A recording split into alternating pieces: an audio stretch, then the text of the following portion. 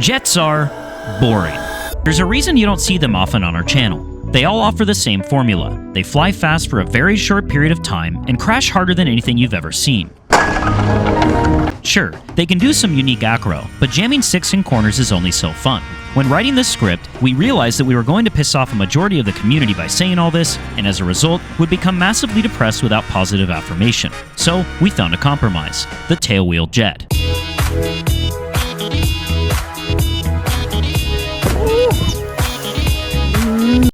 This thing solves all the problems the lack of excitement a jet invites. It flies worse, bites harder thanks to the massive tires hanging in the relative wind, and is even more fragile, all while still grabbing the attention we desire. But more on that later. Let's look at this thing right out of the box. Before we ruined it, the FMS Viper was pretty damn good. I mean, this should come as zero surprise to anybody. Molded foam ducted fan jets, especially Vipers, are a pretty badly beaten dead horse, and being one of the most prolific model producers in this genre, FMS probably has one of the bloodiest sticks. It flies great, like truly. It flies exactly as advertised, and how you'd expect a Viper to fly. It's got a lot of power for nice uplines, it's fast enough, smooth, and it can even do some cool tumbly stuff at the top of uplines. However, even a great thrust-to-weight ratio won't save you if you try to wrestle out of its less than desirable habits incorrectly, aka plummeting into the earth at terminal velocity if you stall too close to the ground. Yep. She's a wing dropper when loaded up. Speaking of, a lot of people have said that this is a beginner jet. They're right. This is a beginner jet if you've owned 2 jets prior to it and you don't panic pull out of a fully developed stall or spin like an amateur. Like we said, great beginner jet. Yes, we said jet. We know it's an electric ducted fan, but who cares? Moving on. Takeoffs are easy, so long as you can figure out how to bring the left stick to the fully upright and erect position. Other than that, just wait a few seconds to gain enough airspeed to safely, gently pull up and ease her into the air. It'll perform on grass too. If your grass is tall, you can take off with mid or full flaps to reduce the ground roll. Also, if anything, the bumps on the grass help get her into the air quicker. It might be worth having your doctor check on those bumps afterwards though. One truly great feature FMS added to this jet was something the V1 Viper suffered from, which was meh gear. They opted to go for some fancy trailing link gear that can actually handle some abuse, and we're talking about abuse that grass can't bring. Hard pavement, baby. Truly, this gear held up to abuse we really didn't think it would. Out of the box and unbushed, the whole plane is actually really durable. You already watched us fly it into a bush with no repairs required after, but you should be aware that as with most jets when landing firmly, the weak point of the airframe oftentimes is found in the landing gear assembly. Most jets will rip the gear out of the foam on a firm flop, but the factory in Guangdong, where the airplane is produced, is actually the natural habitat of the stickiest animal in the world, the gluco. FMS melts these adorable little guys down to make their adhesives. That's our theory at least, because what follows is a rare occurrence. That's right, on this admittedly rough landing on pretty tall grass, the metal attaching the gear leg into the retract unit actually snapped instead of ripping the entire assembly out of the foam. That's a plus in our opinion, because it's a lot easier to click 2 buttons on the internet and pay $70 for new gear instead of boiling a bunch of lizards to stick stuff back together.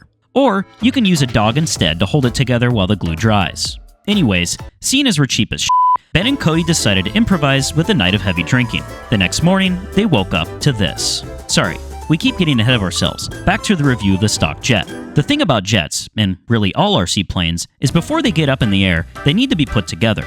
We have the patience and shop skills of an 8-year-old, but we had zero issues monkey f***ing this thing together. We put a bare-bones Spectrum AR620 in ours. We also went with full travel mechanically and set our travel digitally to 150%. After all, if we're flying a jet, we'd like to embody the full Tom Cruise max thrust vibe. Just kidding. We do that with all of our planes, so we can pretend we're one of those cool 3D folk. Anyways, the assembly was easy, and it didn't even require any sticky stuff. Overall, the only complaint we had was that by the end of the build, you're left with a massive bundle of wing cables that has to fit into the tiny opening to the fuselage like a fat man eating noodles.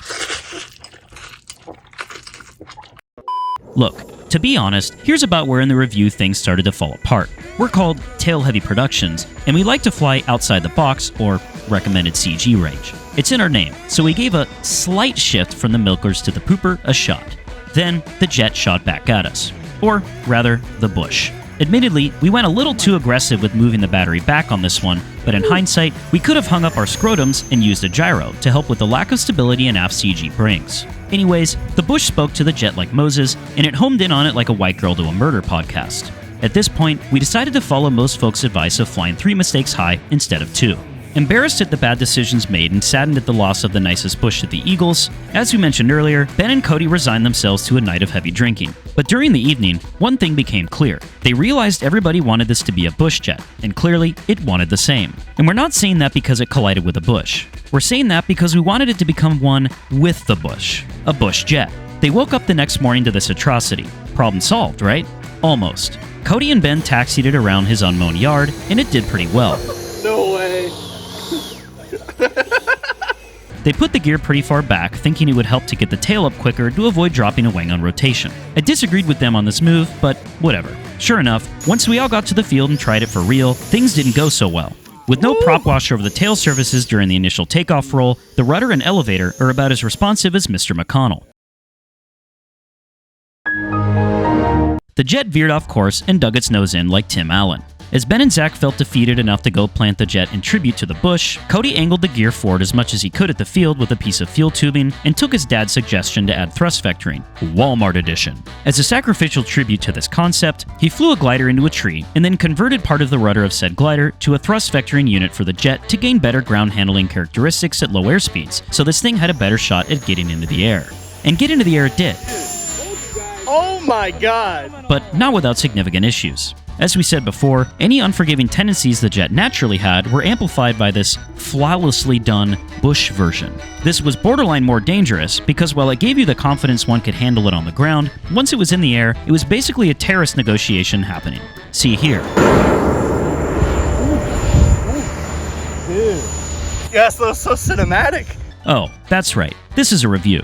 Flight times are short. It's a jet. We set our timer for 3 minutes and used a 6S3300 secured to the battery tray with our favorite UMA grip. Remember the max travel and mechanical travel we previously mentioned? Well, it enabled us to do these crazy snaps and tumbles, which we really loved. She also does great knife edges with little to no coupling at all. Oh, and we accidentally discovered it does continuous rolls and rolling circles pretty well too. Don't expect to do high alpha or inverted high alpha cleanly, as both are pretty sketchy, but inverted was slightly easier than right side up. Again, maybe a gyro would help here. Landing the Viper is the same as any other jet. Set your desired flap setting, ensure you fly a stable approach, and be sure to not yank too hard on the elevator when slowed, especially in the base to final turn, unless your favorite pilot was Goose. We'd suggest using full flaps to avoid eating up the entire runway, but you do you, boo.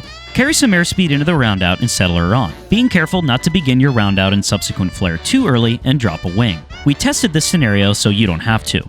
This is a really cool jet, and you should buy it if you want a cool jet. It doesn't do anything worse than any other jet, and to be honest, it doesn't do anything particularly better than any other jet. But it is a solid jet when you look at it under the scope of, is this a decent jet? Just remember, it is not a beginner jet.